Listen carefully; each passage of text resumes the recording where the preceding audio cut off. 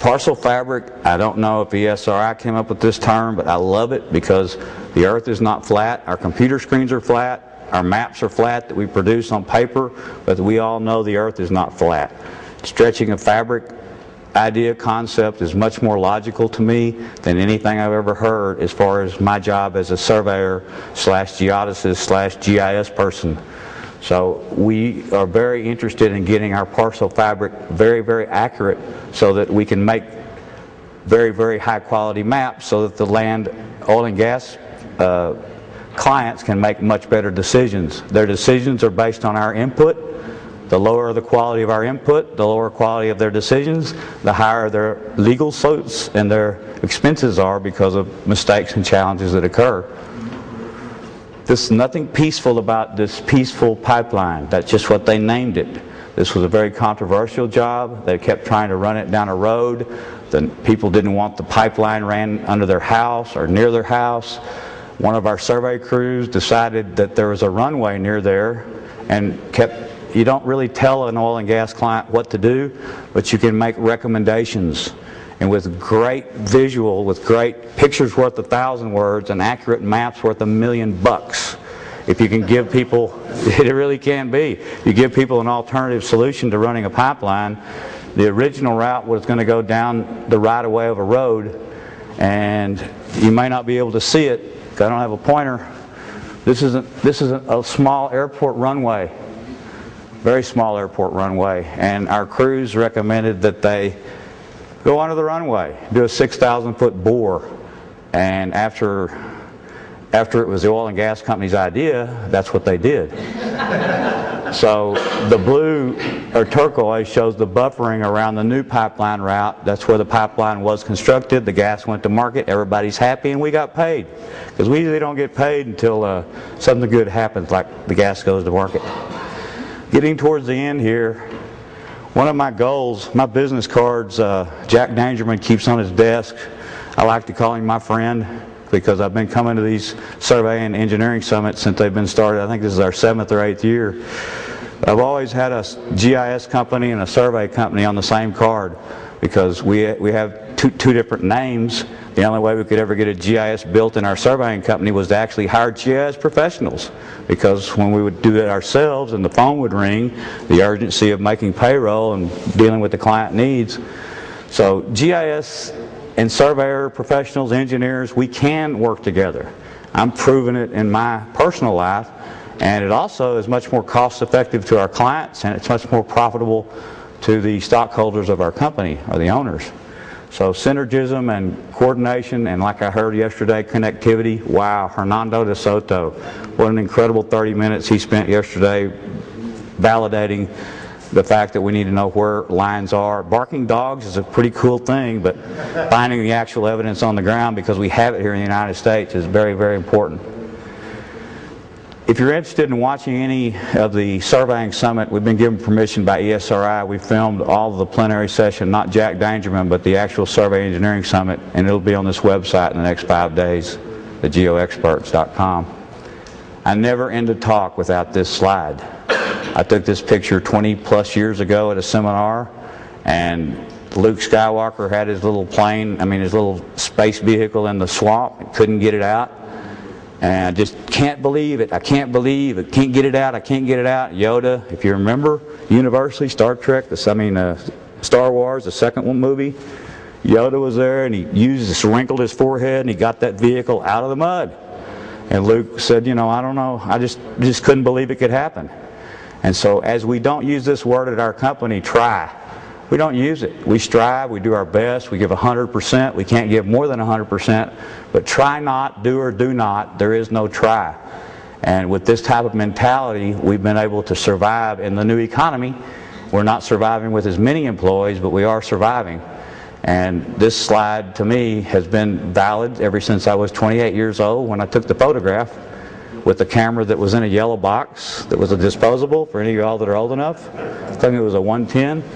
But I really appreciate you giving me the opportunity to share the information about high-res aerials are fantastic, but before you go and buffer and use them and make decisions, have somebody ground truth them, because even though they were probably geo-referenced when they were taken, We wear suspenders, belts, and duct tape as surveyors because we don't want our pants to fall off.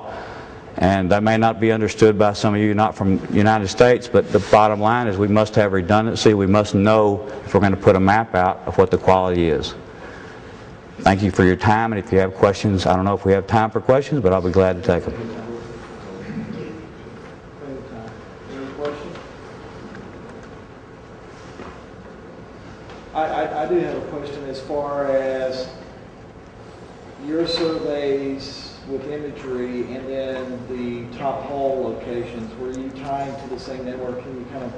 Right. Well, that's something that's very interesting that you bring that up. In the old environment, meaning where they would drill one hole on a pad, the likelihood of the actual well bore being where we staked it was not real high, because the people that actually built the pad would come out and pull up our stake and go, well, let's go over here to all these mesquite trees or shade, or they would, for whatever reason, Bubba and Leroy and Larry Don would move them. And that's one of the things for years that I did my best to tell the clients. It was that once you drill the well, I want to go back out. I want to charge you money too, but I want to give you an as-drilled truth survey of what coordinate, because you're using a downhole survey, especially with horizontal drilling. I get these spreadsheets all the time, and I'm told to enter the downhole survey data and produce a new plat to tell us where the bottom hole is.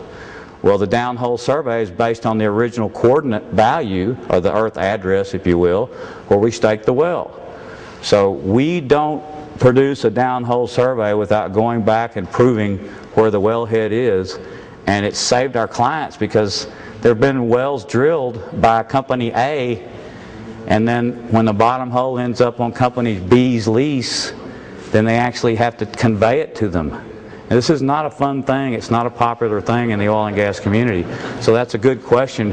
However, there are the bigger, the larger companies have no problems with wanting to actually know the truth. In South Texas, where there's still some small wildcat operators, they don't care. And there was a study by Devon Energy, and you know, they're worldwide, but in their Houston office, John Stigant and several people in their GIS department, I don't know what the percentage was, but over 50% of the well locations published on the latitude, longitude in our Railroad Commission website are wrong. Up to 100 foot of error of where the well was stated that it was drilled and where it was actually drilled. And people, depending on making decisions, downloading this free information from the Geo Portal, and Texas Tenris is one of the holders of data of base maps. It's a big issue. It's a big issue with me as a surveyor because we'd like for it to be correct and valid. And if it's one of the plats that I submitted, then I'm very frustrated that it was moved. Not because of my ego, but because of the fact that I know that there's many people presently and there's future generations depending on the data that we produce. That's why we do our best to geo-reference every job. When this body's dead and I'm no longer able to come up and speak, hopefully on a thumb drive somewhere will be all the surveys I've ever done, and there'll be metadata just like there is on every plat or every pipeline that goes out the door telling you what coordinate system, which monuments that we tied to. Any more questions? Yes, sir. How do you provide your as-surveyed information back to the company? Any way they want it. It starts off as a PDF, as a preliminary. We provide a geodatabase at the high end, at the low end, a CAD file or a shape file.